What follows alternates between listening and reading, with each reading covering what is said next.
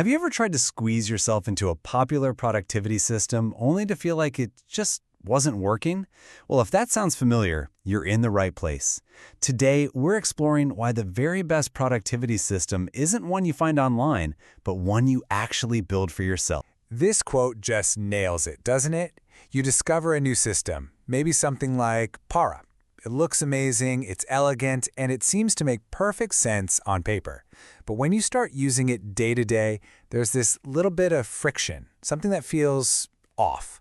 It's a super common feeling, and it actually points to a much bigger idea about how we organize our lives. So this feeling has a name. We can call it productivity friction.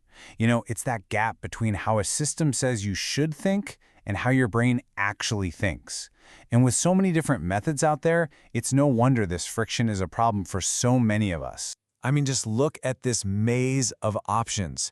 You've got Zettelkasten for building this web of interconnected notes. You've got Johnny.decimal for creating a super structured, numbered library. You've got the whole second brain movement. But the one that you'll probably see most often, the big one, is a framework from Tiago Forte called Para. And this right here, this is the core of it all. A productivity system is like a fingerprint of its creator's mind. It's built around their work, their habits, their way of seeing the world. So the issue isn't that these systems are bad, not at all. It's just that they weren't designed for the unique wiring of your brain. All right, so to really get a handle on this idea of customization, we need a baseline. Let's do a quick dive into Para, because it's the foundation that so many people start with, and it'll help us understand what we might want to change. The beauty of Para is its simplicity. It's just 4 top-level folders. You've got projects for your active tasks with clear deadlines, areas for the ongoing parts of your life like health or finances, resources for all the stuff you're learning about, and finally, archives for everything that's finished. It's clean and it's designed to work anywhere, from your computer's folders to a fancy app like Notion. So the author of our source material started out like pretty much all of us. They started using Para, but then began making these little tweaks, renaming a folder here, changing a rule there.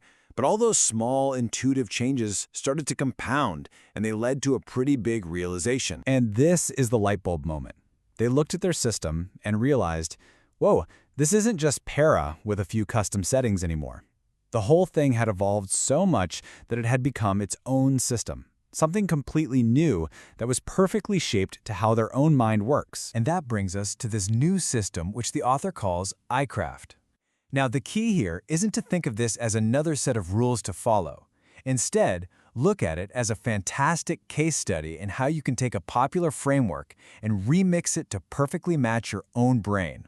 Okay, check this out. This table shows you exactly what changed. You can see how Para concepts got translated, areas became more down-to-earth categories, and projects became the more flexible focus. But look at what's new.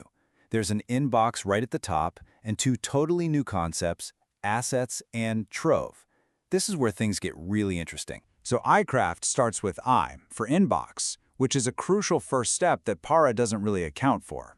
Think of it as a dedicated zone for pure chaos.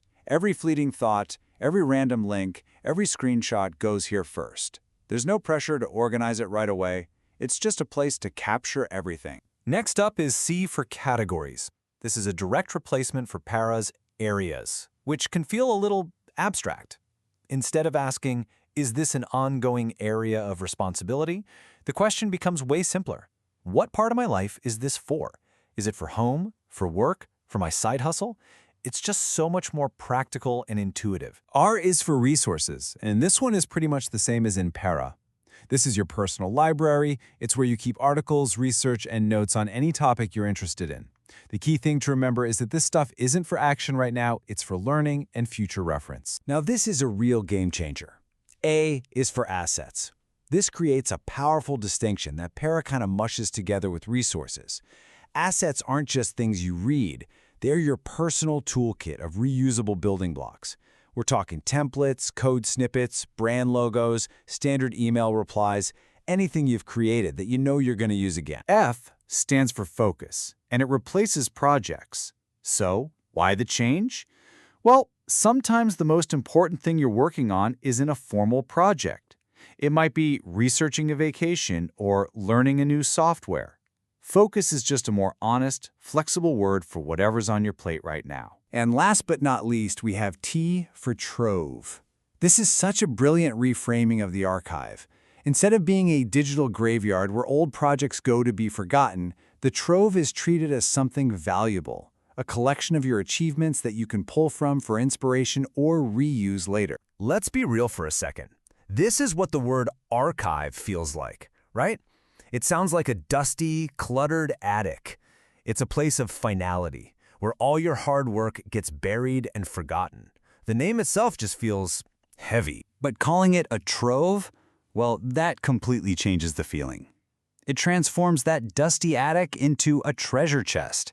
It reframes your past work, not as something that's over and done with, but as a valuable asset you've created. It's amazing how much a single word can shift your mindset. Okay, so this brings us to the single most important message in this whole explainer. We've just walked through iCRAFT, but the point is absolutely not for you to go and copy. And let me be perfectly clear about this. The author isn't trying to sell you on iCRAFT as the next big thing. It's just one person's solution.